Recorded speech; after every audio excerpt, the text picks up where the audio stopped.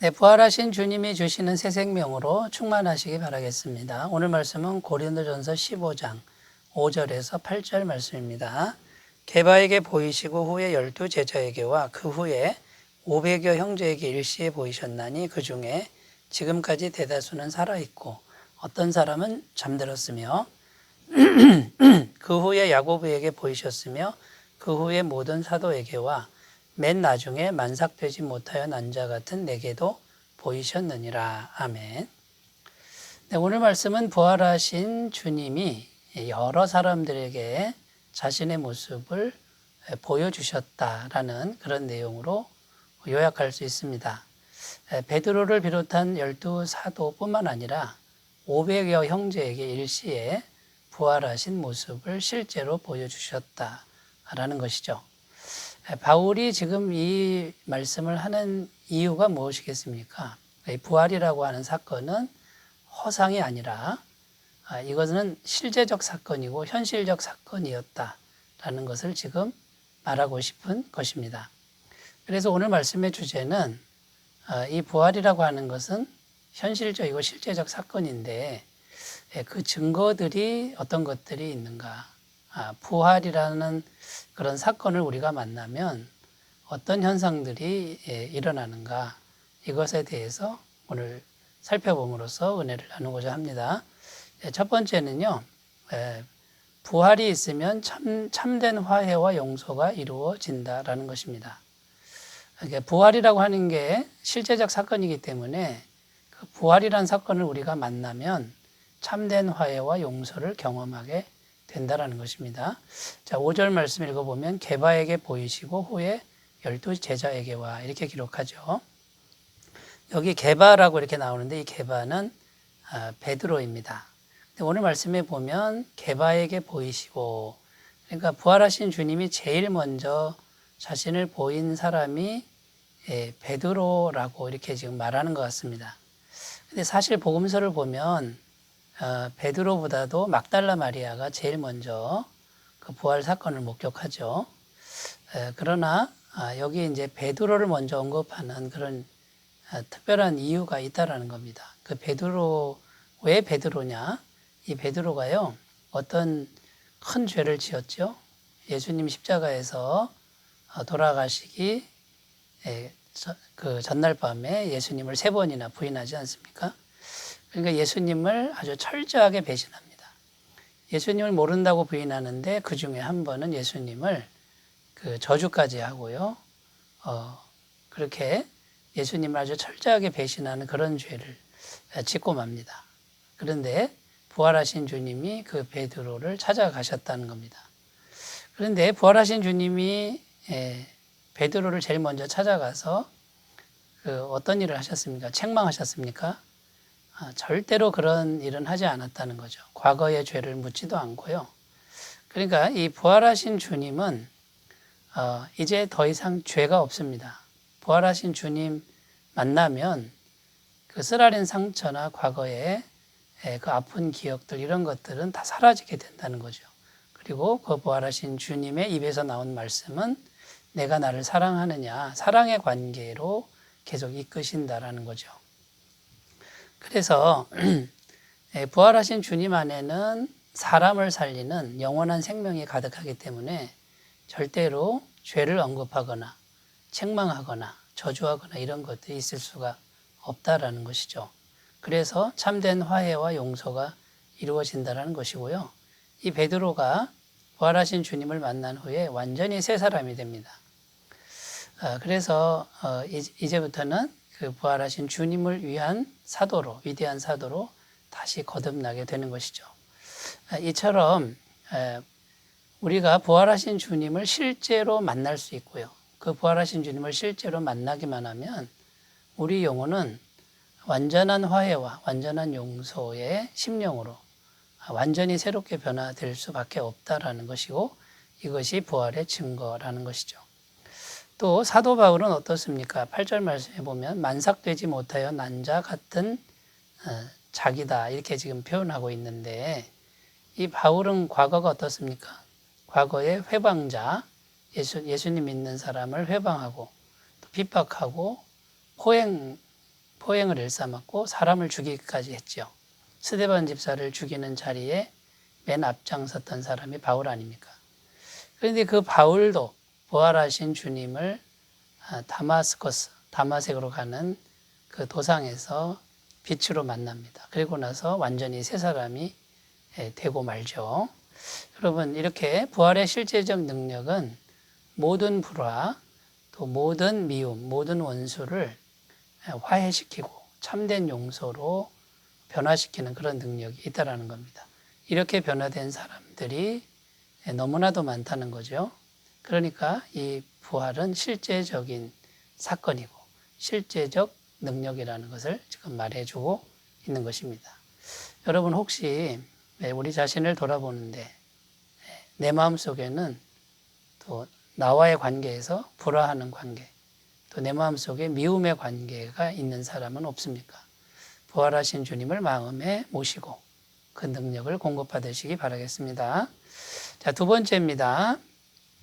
부활의 실제적 증거 두 번째는요. 모진 고난 속에서도 이 제자들은 부활을 증거하는 것을 포기하지 않았다라는 사실입니다. 5절에서 8절의 내용은 실제로 부활하신 주님을 목격한 사람들의 이제 명단이라는 거죠. 6절에 보면 500여 형제에게 일시에 보이셨으니 굉장히 많은 숫자를 지금 언급하고 있습니다. 그러니까 이것만 해도 부활은 확실한 사실이다 이렇게 말할 수 있는데요. 여러분, 근데 이 사람들이 어떻게 행동했습니까? 이 부활하신 주님을 만나고 나서 계속 가는 곳마다 이제 부활을 증거했다라는 겁니다. 근데 여러분, 이 부활을 증거할 때마다 이 사람들이, 이 제자들이 어떤 보상을 전혀 못 받았다는 겁니다. 오히려 핍박을 받고 미움을 받고 왕따를 당하고 심지어 고문도 당하고 죽음까지, 순교까지 당하는 그런 일을 당하면서도 이 부활을 증거하는 것을 멈추지 않았다라는 것이죠. 여러분, 왜 그들은 이런 말도 안 되는 고통과 고문을 당하면서까지도 그 부활을 증거하는 걸 멈추지 않았던 것일까요? 그 부활이라고 하는 게 진짜 사실이기 때문이라는 것이죠. 만약에 이것이 거짓말이라 그러면 아니 자기 목숨을 내놓고 그렇게까지 부활을 증거할 필요가 있습니까? 여러분, 그러니까 이 부활은 너무나도 확실한 사실이고요. 그 다음에 그 부활을 실제적으로 가능케 하는 성령님이 이 부활을 경험한 사람들 마음속에 계셨기 때문이라는 겁니다. 그러니까 성령님이 주시는 믿음이 이 사람들 속에 살아있었기 때문에 이건 부활은 틀림없는 사실이고 부활이라고 하는 것은 우리 신앙에 이거는 양보할 수 없는 소망이라는 거죠. 그러니까 어떤 일이 있어도 어떤 고난이 있어도 죽음의 공포가 와도 이것만은 지켜야 되겠다라고 하는 그런 강한 마음이 자리할 수밖에 이제 없었다라는 겁니다. 여러분, 그러니까 이제 우리가 생각해야 되는데 이렇게 모진 고난 속에서도 부활을 증거를 포기하지 않는 수많은 사람, 이때 당시뿐만 아니라 지금까지도 부활을 증거하는 사람들이 지금도 존재한다라는 거죠. 그리고 그 사람들 속에는 성령님이 계신다라는 겁니다. 이 성령님이 부활의 영입니다. 그러므로 여러분, 부활을 지금까지도 포기하지 않는 그런 믿음을 주신다라는 것이 부활이 실제적 사건이다라는 것입니다. 어떤 사람이 저에게 질문을 했는데요. 천국에 있는 걸 어떻게 알 수 있습니까? 목사님이 천국에 가봤습니까? 이렇게 질문을 한 적이 있습니다. 그때 제가 이렇게 대답했죠. 성경에 천국에 있다라고 쓰여 있습니다. 이렇게 대답을 했더니 성경을 쓴 사람들은 천국에 가봤습니까? 성경도 사람들이 썼을 텐데 그 사람들은 어떻게 알고 성경을 썼을까요? 이렇게 질문을 했죠. 그때 성경을 쓴 사람들은 성령님의 감동하심으로 썼다고 성경은 증언합니다. 성령님은 하나님이십니다. 하나님 자체이시고 하나님의 영이시죠. 하나님께서 가르쳐 주신 것을 받아 적은 거니까 천국은 확실히 있다라는 것이고요. 또 오늘날 우리들도 성령을 받았기 때문에 같은 성령께서 우리 안에 같은 말씀을 가지고 천국과 부활이 있음을 증언해 주고 있다라고 이렇게 대답한 적이 있습니다. 자, 여러분 진지하게 한번 자신에게 질문해 보았으면 좋겠습니다. 천국은 여러분에게 사실입니까?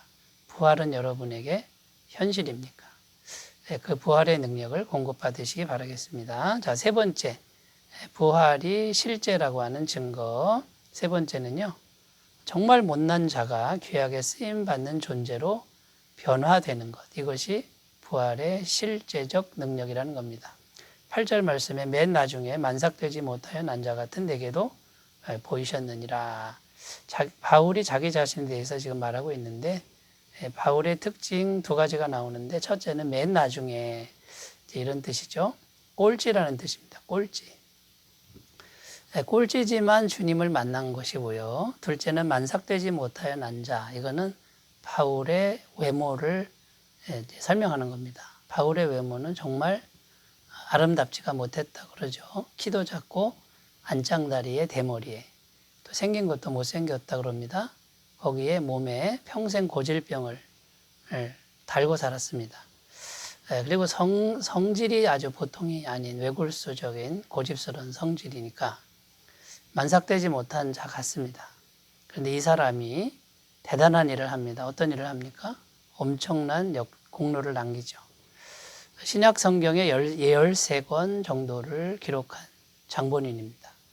기독교 신앙의 초석이라고 할 수 있죠. 얼마나 대단한 일을 한 겁니까?